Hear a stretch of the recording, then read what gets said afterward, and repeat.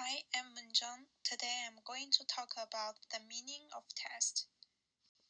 Well, in thinking about how tests make meaning, it's important to examine what audience do with them and the tools they use to make sense of them. This way of thinking about text posits the relationship between the text and the reader as an important one.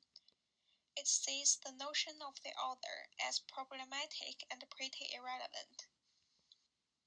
Therefore, when examining the nature of text, media studies tries to interrogate the relationships between the text, the author, and the reader. For this approach, context is significant because it assumes that readers and writers both work within social and historical contexts which influence the ways they make sense of things. Such as early cinema, it might be hard to make sense of now because we live in a different context and therefore bring different expectations to any form of culture we encounter. Similarly, Swedish literature or cinema is likely to make no sense or very little sense to us if we don't understand Swedish. Learning a foreign language is a process of learning the codes and structures which allow you to decipher a text in a meaningful way, giving you the required context to make sense of something. It can be considered that text is the original information content of a particular piece of writing. In book reading, it relied on Roland Barthes, who was the leading French intellectual of the 28th century. While Barthes is often categorized as a structuralist, he can also be seen as a post-structuralist. So, what is a structuralist and post-structuralist? In the late 1950s and early 1960s, when structural linguistics were facing serious challenges from the intellectual movement in France, it was studied the underlying structures in cultural products, used analytical concepts from linguistics, psychology, anthropology, and other fields. In structuralism, text has an inherent meaning. Post-structuralism is a late 20th century movement in philosophy and literary criticism, which generally defines itself in its opposition to the popular structuralism movement in France. The history and cultural condition, the study of underlying structures, both are subject to biases and misinterpretations. It argued that it's impossible to ever know what those structures are, because everyone interprets them and uses them differently, even though there is likely to be a commonly amongst many readings. In the post-structuralist approach to textual analysis, the reader replaces the author as the primary subject of inquiry and without a central fixation on the author. Post-structuralists examine other sources for meaning, which promise no consistency, a reader's culture and society, then share at least an equal part in the interpretation of a piece to the cultural and social environment of the author.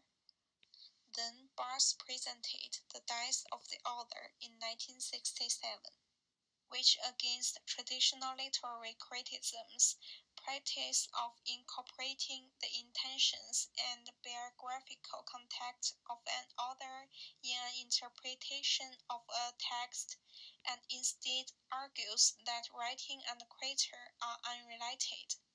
Barthes is instead arguing for the dice of the concept of the author, especially when it's used to suggest that the author is the controller of the real and true meaning of the text. He is saying that the concept of the author should be killed off rather than saying it already has been.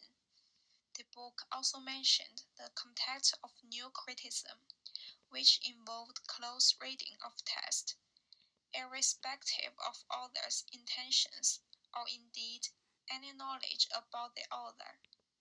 It argued that text had multiple meanings, and so could be seen as helpful to Barth's argument. However, new criticism often ignored the role of the reader in the meaning-making process, thus implying that the important person in the process was the author. As Barth notes, Bellamy attempted in his writing to impersonalize himself, forcing readers to engage with the language rather than the author. Much of television does this. It's unlikely in soap operas, for example, that you are aware who the author is, and instead what you engage with. It's the program itself, with little regard for who made it.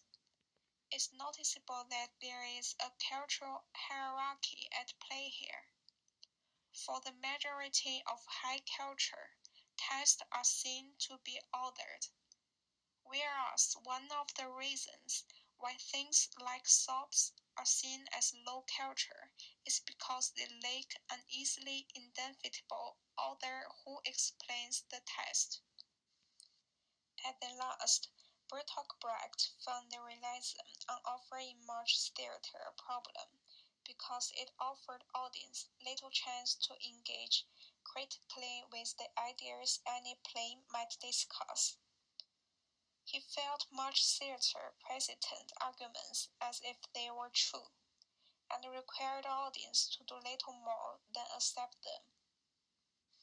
He developed what he called an epic theatre, which tried to engage audience intellectually rather than emotionally. Barth refused to let plays be work of art, which audience would witness and marvel at. In that sense, he downplayed the role of the author, and instead hoped his theatre would be a place where audience would create meaning, discuss and debate, and engage in the world around them. Here Barth discusses the relationship between the author and the book. He argues that we normally think of the author as existing before the books, and the book is a result of the author's past. He says, a book is a child to the author, who is like a father figure. It's this notion that he is critiquing throughout this reading. Finally, there's an interesting irony for you to ponder. Barth says we shouldn't consider the author, but he is himself an author. Indeed, the fact that there are books written about him, and which often trace a connection between him as a person and what he wrote, shows that Barth has himself been positioned as an author in precisely the way he criticizes. And it's not as if Barth discouraged this. His books has his name on them. So, how do you think about this?